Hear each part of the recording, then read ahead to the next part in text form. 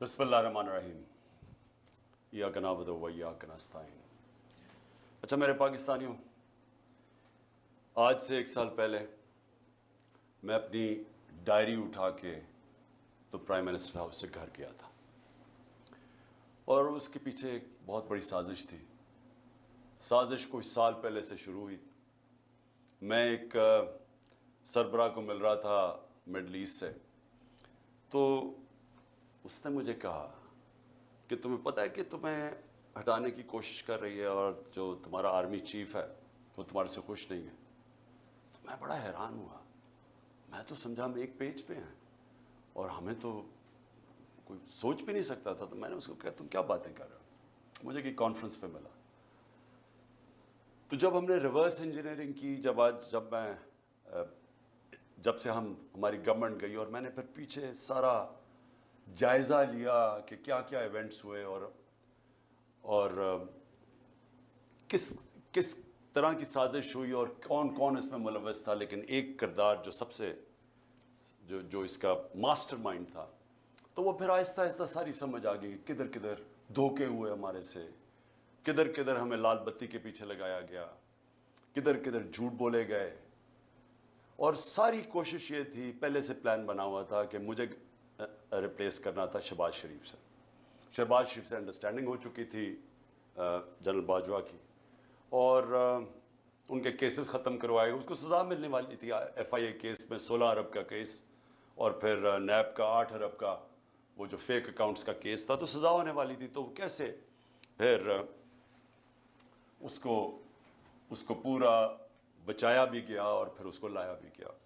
और फिर जो हम समझते थे कि अमेरिका से साजिश शुरू हुई है, शुरू वहाँ से नहीं हुई, शुरू इधर से हुई थी। इन्होंने हुसैन हकानी को हमारे गवर्नमेंट ने हायर करवाया गया, मेरे खिलाफ प्रोपेगेंडा किया गया और उसने कहा कि कैसे जनरल बाजवा कितने अच्छे हैं और प्रो अमेरिका है और इमरान खान एंटी अमेरिका है। और फिर उधर से वो साइफर आया।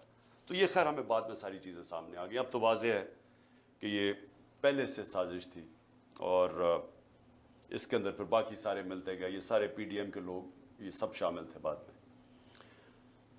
आज का हमारा एक हमने वाइट पेपर निकाला है। इसका मकसद सिर्फ ये है बताने के लिए कि 1 साल में हुआ क्या पाकिस्तान से। पाकिस्तान 1 साल पहले खड़ा किधर था और आज किधर पहुंच गया। तो मैं ये चाहता था कि आज अपनी कौम के सामने मोटी मोटी चीज़ें रखूं कि एक बंद कमरे में थोड़े से लोगों ने मिल के फैसला करके आज जिधर पाकिस्तान को पहुंचा दिया है, तो कौम को कम से कम पता चले कि कौम से हुआ क्या है।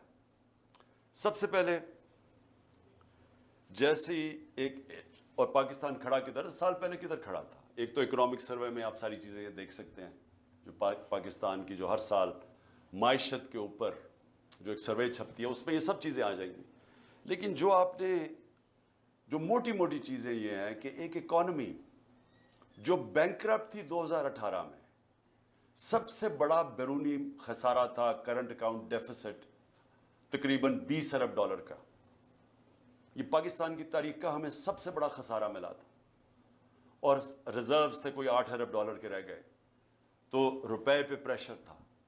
उस मुश्किल वक्त पे गवर्नमेंट मिली, पहले साल स्टेबलाइज की, दूसरे 2 साल कोरोना से हमें डील करना पड़ा। अब कोरोना, ये याद रखें कि दुनिया में जो इसने तबाही मचाई है, दुनिया की इकॉनमीज़ में तबाही मचाई है, ये कभी सबके सामने है। ये आप बड़े आराम से देख सकते हैं कि मनफी में चली गई ग्रोथ रेट। हिंदुस्तान 7% पे आगे बढ़ रहा था, वो मनफी में चला गया। तो पाकिस्तान ने जिस तरह कोरोना का मुकाबला किया, दुनिया ने एक्नॉलेज किया। दुनिया के world economic forum, economist magazine, हर फोरम के अंदर वर्ल्ड हेल्थ ऑर्गेनाइजेशन ने एक्नॉलेज किया कि पाकिस्तान उन चंद मुल्कों में था, टॉप 3 मुल्कों में, जिन्होंने सबसे बेहतर तरीके से इतना बड़ा एक क्राइसिस था उसको संभाला। मैं ये सिर्फ सोच रहा हूं कि जो इनकी 1 साल की कारकर्दगी है, अगर ये खुदा ना खास्ता होते तब तो इन्होंने क्या करना था। इन्होंने जो मुल्क से अभी किया है, सोचें, अभी तो क्राइसिस तो उनको कोई मिला ही नहीं है। क्राइसिस तो सारे हमें मिले थे, क्योंकि कोरोना का क्राइसिस हमने डील किया। इन्होंने जो बैंकरप्ट करके गए वो हमने इकोनॉमी खड़ी की। تو اگر یہ وہاں ہوتے تو انہوں نے سب سے پہلے تو لاک ڈاؤن لگا دینا تھا، ان کی سٹیٹمنٹس آ کے بند کر دو پاکستان کو. تو اگر وہ بند کر دیتے، آگے مشکل حالات تھے، تو یہاں تو لوگوں نے بھوکے مر جانا تھا. تو ہم نے جو اسمارٹ لاک ڈاؤنز، ان کی تنقید بھی سنی، تو شکر کریں کہ یہ اللہ نے ان کو تب وہاں نہیں رکھا ہوا تھا. اس کے بعد آخری 2 سال 5.7% پہ ہماری اکانومی اوپر گئی اور 6% پہ اوپر گئی. اور یہ یاد رکھیں کہ 17 سال میں بہترین پاکستان کی اکنامک پرفارمنس تھی. ہمیں پرابلمز آ رہے تھے. پرابلمز کیا تھا کہ دنیا میں کرونا کی سپلائی سائڈ کی رکاوٹ کی وجہ سے جو اوپر گئی، وہ جس کو کہتے ہیں کموڈٹی سپر سائیکل، انرجی کی قیمتیں اوپر چلی گئیں، گیس کی سب سے زیادہ، تیل کی، کوئلے کی، سب اوپر چلی گئی. اور اس کی وجہ سے ساری دنیا کے اندر مہنگائی آئی. تو ہم بھی مہنگائی سے ڈیل کر رہے تھے. ہمیں مسلسل انہوں نے کہا کہ مہنگائی میں ملک تباہ ہو گیا. لیکن یاد رکھیں کہ سب سے بڑا جو چیز مہنگائی کرتی ہے وہ تیل ہے. تو ہمارے زمانے میں آخری سال میں $110 سے $115 پہ تیل چلا گیا تھا. ان کے دور میں ابھی $65 تھا، اور اب کبھی $70 ہوتا ہے، $80 پہ سنا ابھی گیا ہوا ہے. تو فرق دیکھیں کہ تیل کا تب کتنا مہنگا تھا، اب کتنا مہنگا. تو ان کا تو کوئی اتنا بڑا کرائسس نہیں تھا. ہم نے سب سے زیادہ کرائسس ڈیل کیے. اور اس کے باوجود جب ہماری گروتھ ریٹ تھی 5.7 اور 6%، یہ 17 سال میں پاکستان کی بہترین گروتھ ریٹ تھی. اور یاد رکھیں اس سے پہلے جو تھی، امریکن ڈالر آ رہے تھے وار آن ٹیرر میں. اس سے پہلے جنرل ضیاء الحق کے تب پھر ڈالرز آ رہے تھے افغان جہاد میں. اس سے پہلے ایوب خان کی سیٹوں سینٹوں میں پھر امریکن ڈالر آ رہے تھے. یہ امریکن ڈالرز آنے کے بغیر پاکستان کی گروتھ 5.7 اور 6% تھی. جو ہم نے تیل کی قیمتیں، پٹرول اور ڈیزل کی قیمت نیچے رکھی، وہ کیوں رکھی تھی؟ کیونکہ ہم سمجھ رہے تھے کہ ببل ہے، یہ تھوڑی دیر کے نیچے آ جائے گا. لیکن ہماری اکانومی اتنا اونچ نیچ نہیں دے سکتی، اس لیے ہم نے سبسڈائز کی. کیونکہ ہم نے روس سے جب میں وہاں گیا، میں نے صدر پوٹن سے جب ملاقات ہوئی، ہم نے ان کو بتایا کہ ہمارے ملک میں یہ آپ کی ٹینشن کی وجہ سے تبھی تیل کی قیمتیں اوپر چلی گئی تھی. تو انہوں نے پھر اپنا انرجی منسٹر بھیجا، حماد اظہر سے ملاقات ہوئی، اور ہماری انڈرسٹینڈنگ یہ تھی کہ ہم نے جس طرح ہندوستان سستا تیل روس سے لے رہا تھا، پاکستان نے بھی لینا تھا. اور بدقسمتی سے آتے ساتھ ہی آپ کو پتہ ہے کہ سازش شروع ہو گئی. واپس آئے تو ووٹ آف نو کانفیڈنس ہو گئی، اور اس کے بعد ہماری گورنمنٹ چند ہفتوں میں چلی گئی. تو وہ بیچ میں چیزیں رہ گئی. ہمارا ٹیررزم جو اتنا آج کل ٹیررزم کی بات کر رہے ہیں، یاد رکھیں ہم ٹیررزم سے ٹورزم پہ گئے تھے. ہمارے 3.5 سال میں دہشت گردی دیکھ لیں اور آج دیکھ لیں.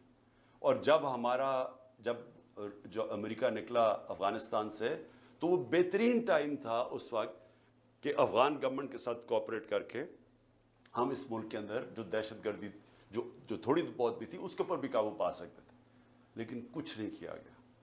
انہوں نے ان کے پاس ٹائم تھا سوچنے کا، نہ کچھ تھا، کیونکہ آئے تھے صرف ایک مقصد کے لیے، اپنے کرپشن کیسز ختم کرنے کے لیے. نہ انہوں نے اکانومی کا روڈ میپ دیا، نہ ان کو کوئی فکر تھی کہ یہ جو واپس آ رہے ہیں، جب طالبان گورنمنٹ آئی تو انہوں نے کہا واپس جائیں TTP کو. تو جب وہ واپس آ رہے تھے، نہ سوچا کہ ان کو ریہیبلیٹیٹ کیسے کرنا ہے. ان کو تو اس کی فکر ہی نہیں تھی. یہ تو پڑ گئے اپنے کرپشن کیسز پہ آتے ساتھ ہی. پہلی کیبنٹ کی میٹنگ کے اندر انہوں نے آتے ساتھ ہی اپنے جناب ECL پہ جو رکھے ہوئے تھے وہ ختم کیا. 60% کیبنٹ جو نہیں آئی وہ ضمانت پہ تھی، کرپشن کے کیسز تھے. تو انہوں نے تو صرف آتے ساتھ ہی اپنی کرپشن کیسز ختم کیے، اور پھر اسمبلی میں جا کے نیب کا قانون پاس کر کے 1100 ارب روپے کے کرپشن کے کیسز اپنے ختم کیے. ہمارے 3 سالوں میں نیب نے 480 ارب روپے کرپشن کا ریکور کیا تھا. ہماری ایوریج آ رہی تھی 160 ارب روپیہ سال کا. سب سے زیادہ ہمارے دور میں ہم نے نیب نے پیسے ریکور کیے تھے جو کرپشن کے تھے. انہوں نے آتے ساتھ ہی پہلے نیب کو ختم کیا. نیب کے اوپر اب آدمی بٹھایا. جب وہ بٹھایا، اس نے بھی دیکھا کہ میرے سے غلط کام کروا رہے ہیں، اس نے ریزائن کیا. یعنی نیب کا ادارہ تباہ کیا آتے ساتھ ہی، کیونکہ ان کو سب کو ڈر تھا نیب سے. تو امینڈمنٹ بھی پاس کی، پھر اپنا آدمی رکھایا، وہ بھی نہیں چلا. اس کے بعد FIA کو انہوں نے تباہ کیا آتے ساتھ ہی، کیونکہ شہباز شریف نے پھنس جانا تھا مقصود چپڑاسی اور وہ جو 16 ارب روپے کے کرپشن کیس تھے. FIA پہلے رائے طاہر کو لے کے آئے IG, جو نہیں, رائے طاہر پہلے سے تھا, اس سے غلط کام کروانے کی کوشش کی, اس نے ریزائن کیا, پھر آدمی لے کے آئے, پھر ساری FIA کو صرف لگا دیا ہم سب کے اوپر, ہمارے اوپر کیسز کرنے کے لیے. FIA کا ادارہ ختم کیا اپنے آپ کو بچانے کے لیے 16 ارب کیسز کے اور اپنا آدمی اور وکٹمائزیشن کے لیے. نیب FIA گئی, پارلیمنٹ ختم ہو گئی, کیونکہ جب راجہ ریاض بن گیا اپوزیشن لیڈر تو اس کا مطلب اپوزیشن تو ختم ہو گئی, تو پارلیمنٹ تو چلتی نہیں اپوزیشن کے بغیر, تو وہ ختم ہوئی. پھر الیکشن کمیشن, اس کو انہوں نے استعمال کیا صرف اور صرف کہ کسی طرح وہ ان کو الیکشن جتا دے, توشہ خانہ کیس کر دے عمران خان کے اوپر, فورن فنڈنگ کیس کر دے. اب وہ فورن فنڈنگ کیس ہی ختم ہو گیا, اب پتہ چلا کہ وہ فورن فنڈنگ ہی نہیں تھا, وہ کچھ اور تھا. اب ہائی کورٹ نے, ایک جج صاحب نے کہا کہ جی بتائیں, جو عمران خان کے اوپر میڈیا ٹرائل کر رہے تھے وہ بھی رہ گیا بیچ میں, ابھی توشہ خانہ بھی ختم ہوگا, وہ بھی پتہ چلے گا کہ اس الیکشن کمیشن نے ان کو خوش کرنے کے لیے میرے پہ کیس کیا تھا. اور پھنس جائیں گے یہ آپ, کیونکہ توشہ خانہ کا ریکارڈ سارا اویلیبل ہے. تو توشہ خانہ کا جب ریکارڈ اویلیبل ہے, انہوں نے اپنے پیر پہ کلہاڑی مار دی ہے, کیونکہ اس میں نواز شریف اور زرداری نے پھنس جانا ہے توشہ خانہ میں. اور انشاءاللہ ان کی جو گاڑیاں انہوں نے چوری کی ہیں وہ بھی ہم سامنے لے کے آئیں گے. اس کے بعد میڈیا, جو ایک ستون ہوتا ہے ڈیموکریسی کا, اس کے اوپر واردات شروع ہوئی. عمران خان اور PTI کا بلیک آؤٹ شروع ہو گیا میڈیا میں. ہمارے دور پہ کہتے ہیں کہ جی میڈیا کے اوپر پابندی تھی, جتنی آزادی ہمارے دور میں میڈیا کے اوپر تھی, میں چیلنج کرتا ہوں پاکستان کی تاریخ میں نہیں تھی. کھل میڈیا نے جس طرح ہمیں اٹیک کیا, میرے پہ, سب پہ, میرے گھر والوں پہ, کبھی ایسا میڈیا کا اٹیک نہیں تھا. ہنی مون پیریڈ بھی نہیں ملا, پہلے دن سے اٹیک شروع کر دیا. اور جیسے ہماری گورنمنٹ گئی, میڈیا کو ٹوٹل کنٹرول کیا گیا. خود ٹیلی فون جایا کرتا تھا نامعلوم صاحب سے کہ جناب عمران خان کو نہیں دکھانا, ان کو اونرز کو ٹیلی فون کر کے کہا جاتا تھا کہ اس کو نہیں تم نے دکھانا. جو 2-3 چینلز تھی وہ جو دکھا رہی تھی, ان کے اوپر آپ پریشر ڈال کے ان کو بھی بند کروا دیا کہ آپ نے بھی نہیں دکھانا, لائیو عمران خان کی کوریج نہیں دکھانی. جو سب سے بڑی پارٹی پاکستان کی ہے, اس کے لیڈر کو کیسے ایک ڈیموکریسی کے اندر آپ میڈیا سے بلیک آؤٹ کروا دیتے ہیں, اس کی سپیچز نہیں دکھانے دیتے, اور یہ بھی آپ, یہ لائیو نہیں جائے گا کیونکہ ان کو خوف ہے کہ پتہ نہیں وہ کیا کہہ دے گا. تو اتنا خوف ہے فریڈم آف سپیچ سے. اور میں آج یاد کرانا چاہتا ہوں ہر وہ ہمارا صحافی جو ہمارے دور میں کہتا تھا کہ جی دیکھیں یہاں پابندیاں لگ رہی ہیں, میں چیلنج کرتا ہوں کہ آج اور کمپیئر کریں. میں کہتا ہوں پاکستان کی جمہوریت کی تاریخ میں کبھی ایسی پابندیاں نہیں لگی جو آج لگی ہوئی ہیں ہمارے اوپر. تو میڈیا انہوں نے کر دیا. پھر فنڈامنٹل رائٹس, بنیادی حقوق, 25 مئی کو سے شروع ہوتا ہے. لوگوں کے گھروں میں پولیس گھس کے, PTI کے MPs لوگوں کے گھروں میں گھس کے, نہ چادر نہ چار دیواری, وہاں جا کے جو انہوں نے جس طرح تشدد کیا, لوگوں کو اٹھایا. ایک 11 سال کے بچے کو لے کر جا رہے ہیں جیل میں کیونکہ باپ نہیں تھا. ایک گھر میں اٹیک کر دیا انہوں نے, وہ ایک میجر صاحب تھے, ان کو کیا پتا کون آ رہا ہے گھر میں, کوئی کسی کے گھر میں رات دروازہ توڑ کے گھستا اندر, اس نے گولی مار دی, اس نے سمجھا کوئی ڈاکو آ رہا ہے. اس کو پکڑ کے اس کے بیٹے کو انہوں نے جو تشدد کیا پولیس نے, جو بیٹے سے کیا. میں 6 مہینے کے بعد بیٹے کو ملا, اس نے کہا میں ابھی بھی میں رات کو سو نہیں سکتا, اتنا انہوں نے میرے ظلم کیا. اس کے بعد 25 مئی کو جو عورتیں بچوں کے اوپر انہوں نے, وہاں دیکھ رہے ہیں کہ فیملیز آئی ہوئی ہیں. تحریک انصاف کی کیسے یہ کہہ سکتے ہیں کہ ہم کسی بھی انتشار کے اندر ہم ملوث ہوں, کیونکہ جو پارٹی الیکشن چاہتی ہے وہ انتشار کیوں چاہے گی؟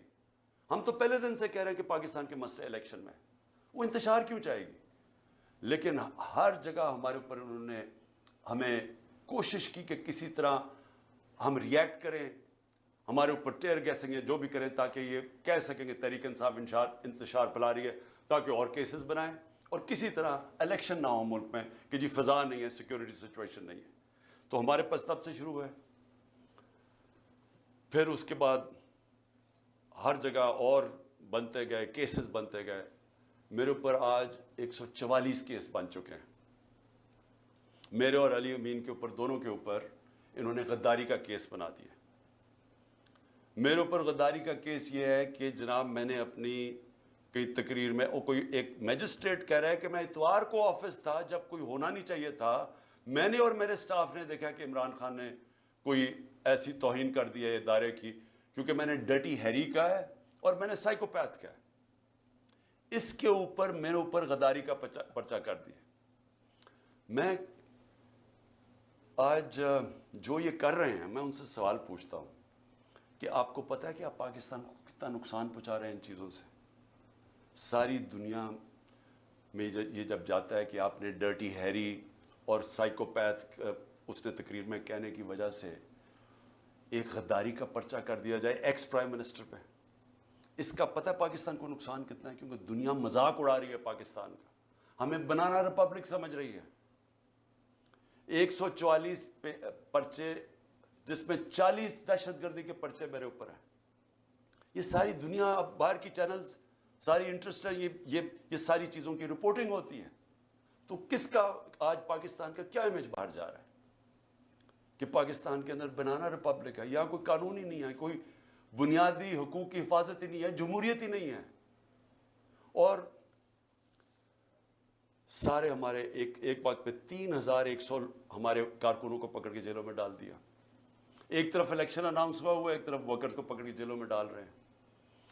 اس کے بعد سوشل میڈیا کے لوگوں کو اٹھا رہے ہیں، اغوا کر رہے ہیں، وہ غائب ہو جاتے ہیں۔ ہمارا اظہر ماشوانی غائب ہو گیا 7-8 دنوں کے لیے، پتہ نہیں کدھر گیا، ساری فیملی گھر والے میرے سے پوچھ رہے ہیں۔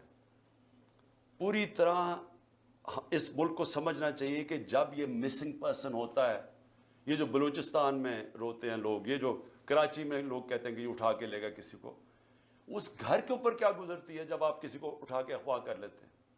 اور پھر اعظم سواتی سے جب اس کو ٹارچر کیا جاتا ہے، اس کو کسٹوڈیل، پہلے تو اس کو بچوں کے سامنے، اس کے پوتے اور پوتیوں کے سامنے مارتے ہیں آ کے 3 بجے گھر میں گھس کے، پھر اس کو اٹھا کے لے جا کے ننگا کر کے ٹارچر کرتے ہیں 75 سال کے آدمی کو۔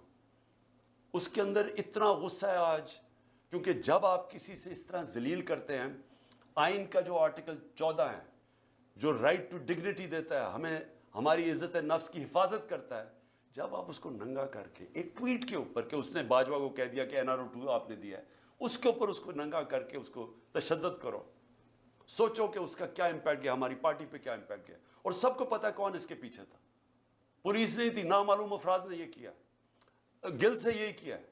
شہباز گل کو بھی اٹھا کے لے کے گئے، 2 دن رکھا، تشدد کیا اس کو، ایک یونیورسٹی کا پروفیسر ہے، اس کو پکڑ کے انہوں نے تشدد کیا۔